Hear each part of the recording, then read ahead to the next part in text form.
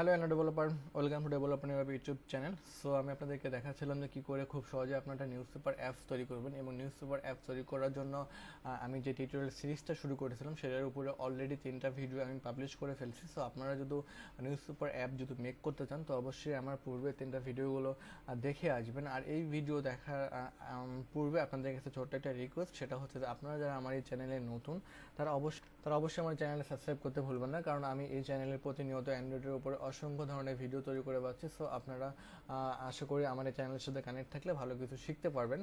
দেন আরেকটা যে বিষয় সেটা হচ্ছে যে আমি আপনাদেরকে যে অ্যাপ্লিকেশনটি তৈরি করে দেখাচ্ছিলাম সেটা হচ্ছে যে এরকম অ্যাপ্লিকেশনটি, অর্থাৎ আপনারা খুব সহজেই কিন্তু এরকম একটা নিউজ পেপার টাইপসের অ্যাপ তৈরি করতে পারেন। আমি আপনাদেরকে সেই অ্যাপ্লিকেশনটি করে দেখাচ্ছিলাম, এবং এর উপরে আমি বেশ কয়েকটা ভিডিও অলরেডি পাবলিশ করে ফেলছি। আজকে আমরা এই অ্যাপ্লিকেশনের বাকি কাজগুলো করব।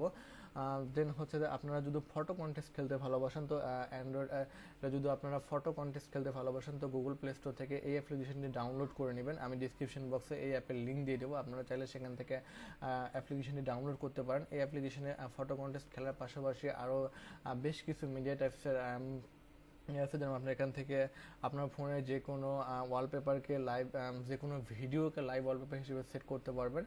দেন এখানে আরও অনেক বেশ কিছু ফিচার আছে। এখানে রয়েছে নিউজ পেপার, ভিডিও, তারপরে ওয়ালপেপার, প্রত্যেকটা সেকশনে আলাদা আলাদা কন্টেন্ট রয়েছে। সো চলুন কথা না বেরিয়ে শুরু করা যাক আজকের টিউটোরিয়ালটি। সো আমরা মূলত গত লেকচার ভিডিওতে যেখান পর্যন্ত ছিলাম সেটা হচ্ছে যে আমরা যে রিসাইকেলার ভিউটা তৈরি করছিলাম, আজকে আমরা এটাকে অ্যাপ্লাই করব। সেই রিসাইকেলার ভিউটাকে অ্যাপ্লাই করব। রিসাইকেলার ভিউটাকে সেট করার জন্য আমাকে এখানে টাইপ করতে হবে হচ্ছে লিনিয়ার লেআউট ম্যানেজার।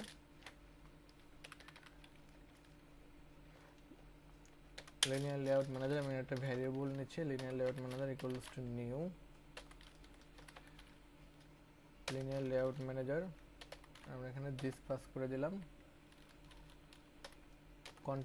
কনটেক্সট হিসেবে আমরা এখানে দিস দিলাম। তারপরে হচ্ছে আমাদের যে অ্যাডাপ্টারটা আছে সেই অ্যাডাপ্টারটা হচ্ছে adapter equals to new URL adapter, এবং এর মধ্যে হচ্ছে যে আমরা রিসাইকেলার ভিউটাকে সেট করে দেব। আমরা নিউ অ্যাডাপ্টারে ইউআরএল অ্যাডাপ্টারে একটু প্রবেশ করি। ইউআরএল অ্যাডাপ্টার পরে আমরা এখানে একটা কনস্ট্রাক্টর তৈরি করব। কন্ট্রোল ইনসার্ট দিয়ে কন্ট্রোল এ দিয়ে আমরা একটা কনস্ট্রাক্টর তৈরি করে নিলাম। এবার আমরা যখন মেইন অ্যাক্টিভিটি দেখবো, মেইন অ্যাক্টিভিটিতে আসার পর কিন্তু দেখতে পাচ্ছেন যে এই যে আমাদের ইউআরএল অ্যাডাপ্টারটা, এই ইউআরএল অ্যাডাপ্টার কিন্তু এখানে দুটো প্যারামিটারস আছে, অর্থাৎ আমাদের এখানে প্যারামিটার কিন্তু 0, তার কারণে এখানে কিন্তু একটা এরর শো করতেছে। সো আমরা এখানে যে কনস্ট্রাক্টরটা তৈরি করলাম, অর্থাৎ ইউআরএল অ্যাডাপ্টারে যে কনস্ট্রাক্টরটা তৈরি করলাম, সেই কনস্ট্রাক্টরের প্যারামিটারগুলো আমরা এই অ্যাডাপ্টারের মধ্যে সেট করে দেবো। সো এই জন্য আমি এখানে টাইপ করতেছি দিস এবং site list. Okay fine. Then এখন আমাদের এররটা চলে গেছে। এবার আমাদের যে রিসাইকেলার ভিউটা আছে সেই রিসাইকেলার ভিউয়ের মধ্যে recycler view dot set layout manager, আমার যে লিনিয়ার লেআউট ম্যানেজারে যে আমাদের ভ্যারিয়েবলটা আছে সেই ভ্যারিয়েবলটা আমরা এখানে পাস করে দেব। দেন তারপর রিসাইকেলার ভিউ অ্যাডাপ্টারটাকে আমরা সেট করে দেবো।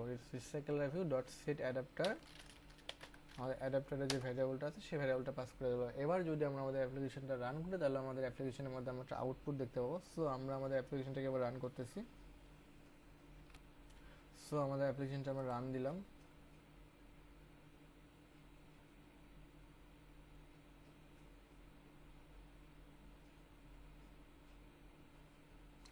সো আপনাদের যদি কারো এই অ্যাপ্লিকেশনটির সোর্স কোড বা এই অ্যাপ্লিকেশনটির প্রয়োজন হয়, সো অবশ্যই আপনারা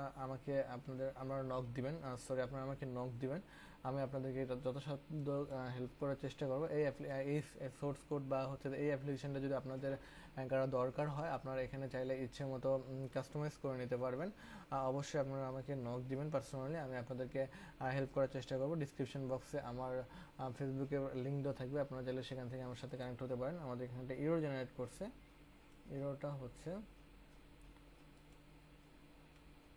সো এইখানে একটা প্যাকেট বেশি পড়ে গেছে। সো আমরা এখান থেকে সেভ করে দিলাম। ওকে ফাইন। দেন আমরা আমাদের অ্যাপ্লিকেশনটা এগেইন রান দিলাম।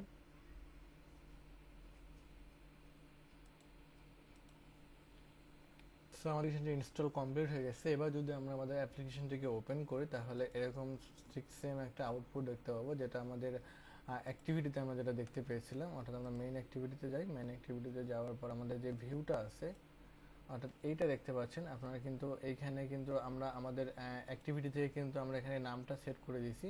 অর্থাৎ এইটা হচ্ছে যে আমার অ্যাক্টিভিটি। অ্যাক্টিভিটিতে কিন্তু আমরা যেভাবে নামটা সেট করে দিচ্ছি, আমাদের কিন্তু এখানে সেভাবে সে ভিউগুলো কিন্তু সেভাবে রিটার্ন করতেছে। যদি আপনারা দেখেন, সো প্রথম হলো 2, প্রথম হলো 3, প্রথম হলো 4। এবার এগুলো কিন্তু এইভাবে আসবে না, এগুলো একটু অন্যভাবে আসবে। আমরা এখানে একটু কাজ করব, সেটা হচ্ছে আমাদের যে চাইল্ডটা আছে, চাইল্ড ক্লাসটা আছে, অর্থাৎ যে চাইল্ডের যে এক্সএমএল ফাইলটা আছে, এখানে আমরা কি করব, এটার হাইটটা আমরা ম্যাচ প্যারেন্ট না করে দেয়, আমরা এখানে করে দেবো হচ্ছে রেপ কন্টেন্ট।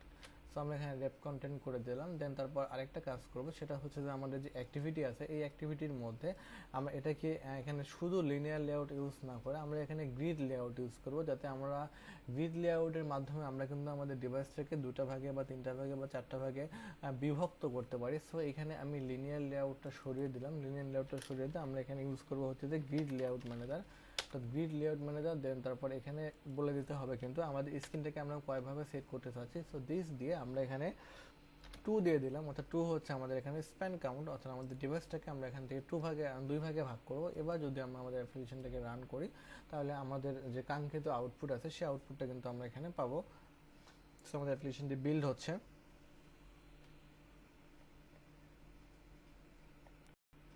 ইনস্টল হচ্ছে, দেন ইনস্টল কমপ্লিট হয়ে গেছে। সো এবার আমরা আমাদের অ্যাপ্লিকেশনটি যদি ওপেন করে আবার দেখতেই পাচ্ছেন যে এটা এরকম হয়ে গেছে। বাট আমাদের ডিজাইনটা কিন্তু আরেকটু কাস্টমাইজ করতে হবে, আরেকটু ঠিক করতে হবে। সো যে কারণে আমরা এবার আমাদের ডিজাইনটাকে একটু ঠিক করি। সো আমরা এখানে আসলাম। এখানে আসার পর আমরা ব্যাকগ্রাউন্ডে এখানে টেক্সট কালার ঠিক আছে। এবার ব্যাকগ্রাউন্ডে আমরা যে শেপটা ইউজ করছি, আমরা এখান থেকে স্টক 2dp, ওকে ফাইন। ওইটা হচ্ছে করে দিয়েছি 5dp। এবার কর্নার দিয়ে দিছি। এবার আমরা ভিউটাকে ওপেন করি। সো আমরা এখান থেকে মার্জিন দিয়ে দিই, মার্জিন দিয়ে দিলাম 2dp। এবার আমাদের টেক্সট সাইজটা আমরা 20 করে দিলাম। টেক্সট সাইজটা অনেক বড় হয়ে গেছে মনে হচ্ছে। এবার আমরা আমাদের অ্যাপ্লিকেশনটাকে রান করি। এবার আমরা যে কাজটা করব সেটা হচ্ছে যে এখানে কিন্তু আমাদের বিভিন্ন সাইটের নাম আসবে। সাপোজ প্রথম আলো, নয়াদিগন্ত, যুগান্তর, কালের কণ্ঠ, এরকমভাবে কিন্তু একের পর একটা নাম আসবে। এবং প্রত্যেকটাতে যখন আমরা ক্লিক করব, ক্লিক করার পর কিন্তু আমাকে স্পেসিফিক যে ওয়েবসাইটটা আছে, সেই ওয়েবসাইটে কিন্তু নিয়ে যাবে। অর্থাৎ দেখতে পাচ্ছেন আমাদের এখানে ডিজাইনটা ঠিক এরকম হলো। সো ঠিক আছে, এটাও ঠিক আছে। বাকিটা হচ্ছে আশা করি আপনারা করে নিতে পারবেন। এখন যদি আমি প্রথম আলোতে ক্লিক করি, তাহলে প্রথম আলোতে যাবে। দেন তারপরে আমরা এখানে প্রথম আলো 2, 3, 4, 5 দিয়ে রাখছি। আমরা এখান থেকে এই নামগুলো সরিয়ে দেবো। সরিয়ে দিয়ে আপনারা ইচ্ছা মতো আপনাদের অন্য নামগুলো দিতে পারেন মেইন অ্যাক্টিভিটিতে। সো এবার হচ্ছে যে আমরা আমাদের যে অ্যাডাপ্টার ক্লাসটা আছে, সেই অ্যাডাপ্টার ক্লাসের মধ্যে আমরা এখানে অন ক্লিক লিসেনার যুক্ত করবো। যে অন ক্লিক লিসেনারের মধ্যে কিন্তু আমরা আমাদের ইউআরএলগুলো, আমাদের যে মেইন অ্যাক্টিভিটি থাকবে, যে ওয়েব অ্যাক্টিভিটি থাকবে, সেই ওয়েব অ্যাক্টিভিটিতে কিন্তু সেই ইউআরএলগুলো পাস করে আমাদের সেই সাইটটাকে কিন্তু আমরা লোড করব।